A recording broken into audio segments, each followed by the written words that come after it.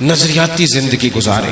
اگر دوڑ دھوپ صرف بہترین گھر کی ہوتی، اگر دوڑ دھوپ صرف جائیدادیں بنانے کی ہوتی، اگر یہی کام ہوتا، میں کہا کرتا ہوں اگر دولت بڑی پیاری ہوتی نا تو سب سے زیادہ سیدہ فاطمہ کے گھر ہوتی.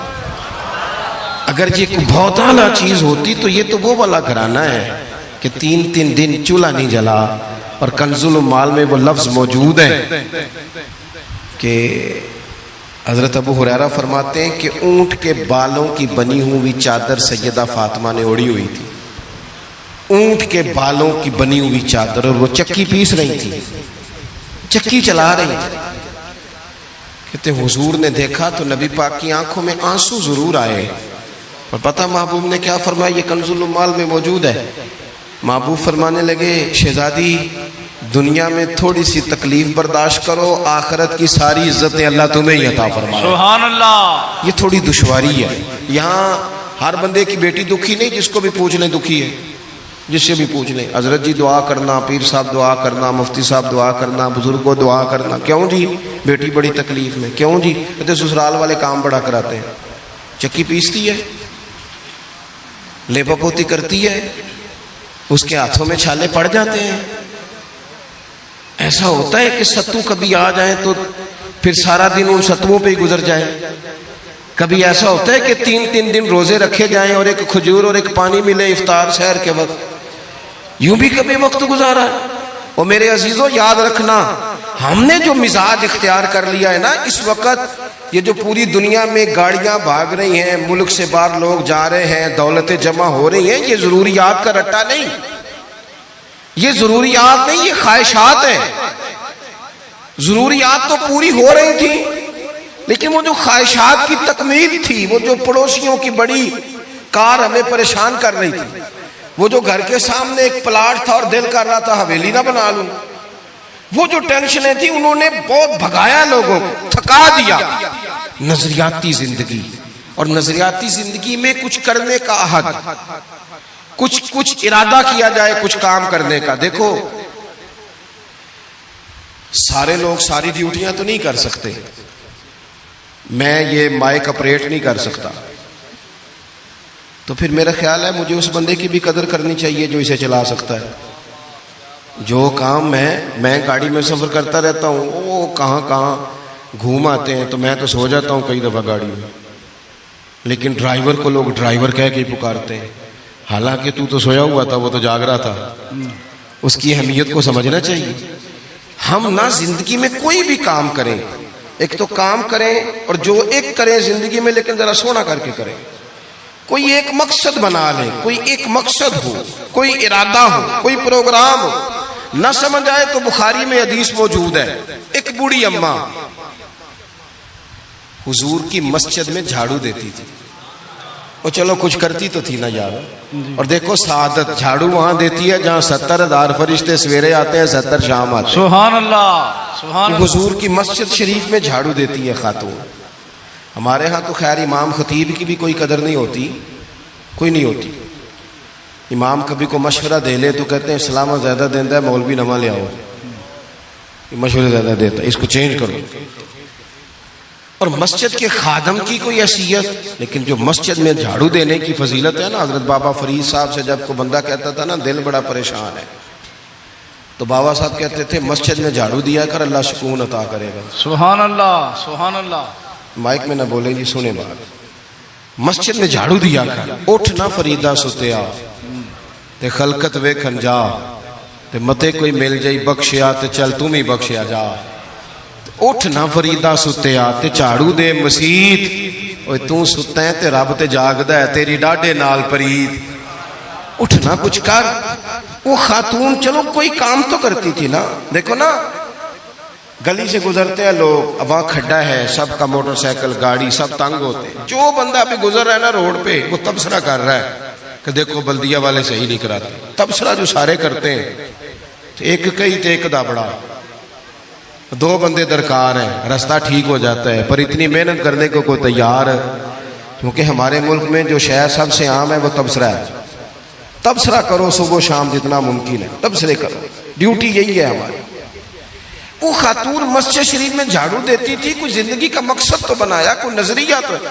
صحابہ نماز پڑھ کے چلے جاتے، خاتون جھاڑو لیتی، حضور کی مسجد شریف میں جھاڑو دیتی، بیمار ہو گئی، قربان جائے، حضور تیمارداری کے لیے تشریف لے گئے، رات کو انتقال ہو گیا، ٹھنڈ کا موسم تھا، حضور کا حکم ہے جلدی تدفین کر دو، صحابہ نے تکلیف دینا مناسب نہ جانا، اس خاتون کی تدفین کر دی۔ سارا کچھ جاننے والے رسول جو فرش پہ کھڑے ہو کے عرش کی خبریں دیں، وہ تشریف لائے اور آ کر کے پوچھا خبر کیوں نہیں دی مجھے اس بوڑھی کے جنازے کی؟ کوئی کام تو کرتی تھی نا، کوئی ڈیوٹی تو تھی نا، خبر کیوں نہیں دی؟ ویسے تو وارث جنازہ پڑھ لے تو دوسرا جنازہ جائز نہیں، وارثوں نے نہ پڑھا ہو تو دوسرا جنازہ پڑھا جا سکتا ہے، حضور تو خود وارث ہے نا ساری امت کے۔ ہائے ہائے، بے شک تو رسول کریم قبر پہ کھڑے ہو کے فرمانے لگے صفے بناؤ، میں دوبارہ جنازہ پڑھاؤں گا، سبحان اللہ، میں دوبارہ جنازہ پڑھاؤں گا۔ کیوں؟ زندگی میں کوئی خدمات تو ہے نا، کوئی ڈیوٹی تو ہے نا۔ پہلے تو ہم کچھ کرتے نہیں، اور اگر کرتے بھی ہیں تو صرف دوسروں کا دھیان ہی رکھتے ہیں، دوسروں پر توجہ ہوتی ہے کہ فلانا فلانا۔ بھئی آپ اپنا کام کریں، کچھ زندگی میں کر گزریں، کوئی ڈیوٹی کریں۔ اگر زندگی نظریاتی ہوگی، دیکھو ڈھیر سارے لوگ ہوتے ہیں، نام میرا ہی شاید آئے گا کہ مدرسہ انہوں نے بنایا ہے، مسجد انہوں نے بنائی، میرا ہی نام آئے گا اگر کہیں میں بناؤں گا، لیکن زمین دینے والے کا بھی ایک کردار ہوتا ہے، اس میں نقشہ نویس کا بھی ایک کردار ہوتا ہے، اس میں ایک اینٹ خرچ کرنے والے کا بھی کردار ہوتا ہے۔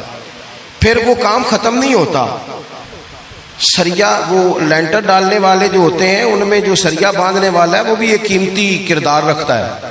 پھر کہتے ہیں الیکٹریشین کو بھی بلاؤ، پھر یہاں بھی کام ختم نہیں ہوتا، پھر اور اس کے گرد ڈھیر سارے لوازمات ہیں۔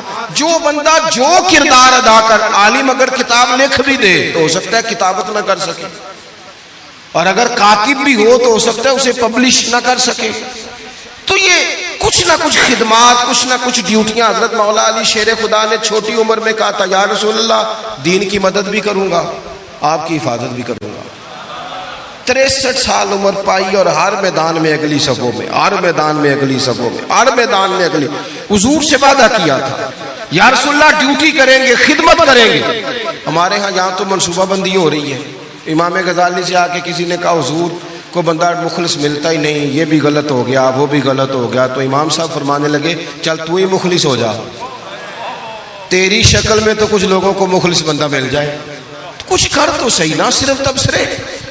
حضرت مولا کائنات نے عمر مبارک ساری دین کی خدمت میں لگائی، تو جب 63 سال کی عمر میں خنجر لگانا تو لوگ تو کہتے ہیں نا میرے پتر کا دھیان رکھنا اور میرے بچوں کا خیال کرنا اور فلانی ڈیوٹی کرنا۔ تو جب خنجر لگا تو حضرت علی کیا کہہ رہے تھے؟ فرما رہے تھے مجھے کعبے کے رب کی قسم علی تو کامیاب ہو گیا ہے، یہ دیکھو پانی پرن سہیلیاں تے رنگا رنگ کڑے تے پریا تے اس دا جانیے نا جس دا توڑ چڑھے۔ فرمایا دیکھو میں نے کوئی ارادہ کیا تھا، آج میں کامیاب ہوا۔ باتیں زیادہ نہیں کرنی، بس ختم کرتا ہوں۔ جب یوں نظریاتی زندگی ہوتی ہے نا، نظریاتی، پھر بندہ تھوڑی سی تکلیف بھی سہ لیتا ہے۔ کوئی کام کر رہا ہے نا بندہ، صحیح بخاری میں حدیث ہے، ایک خاتون نے آ کے عرض کیا تھا یا رسول اللہ صلی اللہ علیہ وسلم مجھے مرگی کا مرض ہے، بڑی تکلیف میں ہوں۔ اللہ کے محبوب علیہ السلام سب کے لیے دعا کرتے، بلکہ حضور تو دست شفا پھیرتے تو اللہ کرم فرما دیتا، لیکن نبی پاک صلی اللہ علیہ وسلم کی خدمت میں عرض کی یا رسول اللہ صلی اللہ علیہ وسلم مرگی ہے۔ تو آج حضور نے انوکھی بات کی، وہ پیچھے صاحبزادہ بشیر صاحب تشریف لائیں، آگے تشریف لے آئے تھے۔ نبی پاک صلی اللہ علیہ وسلم نے نا جی آج نظریہ سمجھایا، توجہ ہے آپ دوستوں کی میری بات پر۔ حضور فرمانے لگے اگر تو کہے تو میں دعا کرتا ہوں اللہ شفا دے دے گا، اور اگر تو کرے صبر، معنی کیا ہے؟ مرگی کے ساتھ ہی گزارا کرے، اگر کرے صبر تو پھر میرا وعدہ ہے رب جنت عطا کرے گا۔ سبحان اللہ۔ ویسے ہم پیر صاحب کے پاس، سید صاحب کے پاس، بزرگوں کے پاس جائیں، پیر صاحب ہمیں کہیں کہ گوڑا ٹھیک کرانا ہے درد کے یہاں جنت چاہیے، ساڑھا کی جواب ہے اے گوڑے دا کچھ کرو نا جی، اس ہون نہیں دینا، یہی جواب ہے نا۔ لیکن نظریاتی لوگ نظریاتی ہوتے ہیں۔ نبی پاک صلی اللہ علیہ وسلم نے فرمایا کہ تو بتا، اگر تو کہے تو دعا کرتا ہوں اللہ شفا دے دے گا، اور اگر صبر کرے تو پھر تیرے لیے جنت ہے۔ اس خاتون نے 1 منٹ نہیں لگایا سوچنے پہ، یہ نظریاتی لوگ ہوتے ہیں۔ عرض کی یا رسول اللہ آپ دعا کر دیں رب مجھے جنت ہی عطا کرے۔ سبحان اللہ۔ کیا مطلب کہ میں گزارا کر لوں گی مرغی کے ساتھ، صبر کر لوں، مجھے اللہ جنت دے۔ حضور نے دعا کر دی۔ خاتون عرض کرنے لگی حضور جب مرغی ہوتی ہے تو جسم سے کپڑا ہٹ جاتا ہے، حیا آتی ہے، خاتون ہوں، عورت ہوں، تکلیف محسوس کرتی ہوں۔ محبوب نے دعا کر دی۔ صحابہ کہتے ہیں جتنی بھی مرغی ہوتی تھی اس کے کپڑے نہیں جسم سے ہٹتے تھے، جتنی مرضی بھی ہو کپڑا قائم رہتا تھا۔ دیر تک وہ بوڑھی اماں زندہ رہیں۔ خواتین ایک دوسرے سے کہا کرتی تھی کسی نے جنتی دیکھنی ہے تو اس بی بی کو دیکھو، اسے دنیا میں حضور نے جنت کی بشارت دی۔ سبحان اللہ۔ نظریہ ہوتا ہے، نظریہ۔ ویسے آنا جانا، تصویریں بنانا، گھومنا پھرنا، پلاننگ کرنا چلتا رہتا ہے، لیکن جو نظریاتی لوگ ہوتے ہیں انہیں ذرا تھکاوٹ بھی تھوڑی ہوتی ہے۔ نظریے کے لیے کام کر رہے ہیں نا، وہ بھاگتے ہیں، ان کا بھاگنا انہیں تھکاتا نہیں۔ جب آپ نظریاتی ہیں تو صبح قیامت پہ نظریاتی اور غیر نظریاتی لوگوں کا نتیجہ کیا ہے؟ یوم نحشر المتقین الی الرحمن وفدا۔ اللہ فرماتے ہیں یہ جو متقی ہوں گے نا انہیں رب کی بارگاہ میں پیش کیا جائے گا قیامت میں، پر مہمان بنا کے پیش کیا جائے گا۔ ان کا میزبان رب ہوگا، چونکہ انہوں نے زندگی تقوی میں گزاری، محتاط وقت گزارا۔ وَنُسُوقُ الْمُجْرِمِينَ إِلَىٰ جَهَنَّمَ وِرْدًا۔ اور یہ جو مجرم ہیں انہوں نے جرم کیے، من پسند زندگی گزاری، فرمایا انہیں پیاسے ہانک کے دوزخ میں پھینک دیا جائے، پیاسے ہانکے جائیں گے جہنم کی طرف۔ اپنی زندگی میں کچھ ارادہ کریں۔ دیکھیں دھوپ چھاؤں آئے گی، وہ ہمارے یہاں کچھ لوگ کہتے ہیں دکھی بڑے ہیں جی، ہنسے کیسے؟ تو میں کہا کرتا ہوں کہ اتنی تکلیفیں کسی کو نہیں آئیں جتنی حضور کو آئی ہیں۔ پر آپ فرمان پڑھیں، حضرت حارث بن عبداللہ کہتے ہیں میں نے تو مدینے والے محبوب کو جب بھی دیکھا ہے مسکراتے دیکھا ہے۔ سارے کام 7 سال چلتے ہیں لیکن اپنی زندگی میں کوئی مقصد ہونا۔ یہ جن بزرگوں کے ہم آراس میں آتے ہیں نا، انہوں نے کوئی مقصد حیات بنایا۔ یہ مت سمجھنا کہ ساری زندگی پھولوں پہ گزری، یہ عرس وغیرہ یہ سارے کام بعد میں ہوتے ہیں، بعد، ورنہ ڈھیر سارے صوفیاء ایسے ہیں جنہوں نے روڑے کھا کے وقت گزارا، بڑے ٹھیک ٹھاک روڑے کھائے، بڑی تکلیفیں برداشت کی، اور ان کی اگر آپ تاریخ پڑھیں گے تو بڑا کچھ ان کے ساتھ کیا گیا، بڑے معاملات ہوئے۔ ایسا نہیں یہ شہادت گاہ الفت میں قدم رکھنا لوگ آسان سمجھتے ہیں مسلمان ہونا، یہ بڑا مشکل کام ہے، اس سے ہو کے گزرنا پڑتا ہے۔ لیکن ڈیوٹی کریں، کوئی کام کریں، کچھ اپنے ذمے لیں۔ یہ جو ہم وقت گزار رہے ہیں نا جی، آپ یہاں کیوں بیٹھے کہتے ٹائم پاس کر رہا ہوں، تو میں کہتا ہوں اتنا ٹائم کہاں سے آیا جو آپ کو پاس کرنا پڑا؟ بہت سارے لوگ کہتے ہیں جی میں بور ہو رہا ہوں، تو میں کہتا ہوں یار بور ہونے کا ٹائم بھی تو ہونا چاہیے نا بندے کے پاس۔ آپ کے پاس ٹائم زیادہ ہے اس لیے بور ہو رہے ہیں، ہمیں تو ٹائم ہی نہیں ملتا بور ہونے کا۔ تو جب کوئی کام کرنا ہے آپ نے، جب آگے بڑھنا ہے، کچھ مقاصد حسنہ حاصل کرنا ہے، کچھ امور خیر سر انجام دینے، پھر زندگی میں ان کو طے کریں اور ان پر کام شروع کر دیں۔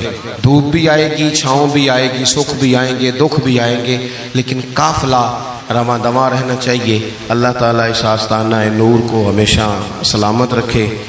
میرا ایک اور جگہ پہ وعدہ تھا، مجھے وہاں آگے بڑھنا ہے۔ یہ جو محفلیں ہوتی ہیں یہ کبھی بھی ان کو شخصیات کی محفلیں نہیں بنانا چاہیے، ساری تقریری نظریے پہ کی ہے۔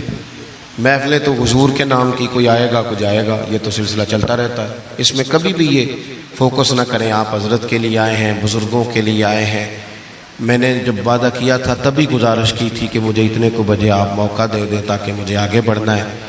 کسی دوست کو اٹھنے کی ضرورت نہیں، بزرگ بیٹھے ہیں، سادات بیٹھے ہیں، یہ ٹھیک نہیں ہوتا، اچھا نہیں ہوتا۔ اطمینان سے بیٹھے آپ لوگ، صرف وہ 2-4 ایک سنگی جو میرے ساتھ ہیں وہ تشریف لے جائیں گے، باقی مرتب پروگرام ہے وہ اپنی ترتیب سے آگے بڑھے گا۔ جڑے رہ نہیں سی سکدے دید بنا، اج انہاں بھی باریاں ماریاں نے، جدوں چمن وچ خزاں نے بال کھولے تے پنچھی اڑ گئے ਮਾਰ ਉਡਾਰੀਆਂ ਨੇ ਮੁਹੰਮਦ ਬੂਟਿਆ ਝੂਠਾ ਏ ਜਗ ਸਾਰਾ ਹੋ ਕਮਲੀ ਵਾਲੇ ਦੀਆਂ ਸੱਚੀਆਂ ਯਾਰੀਆਂ ਨੇ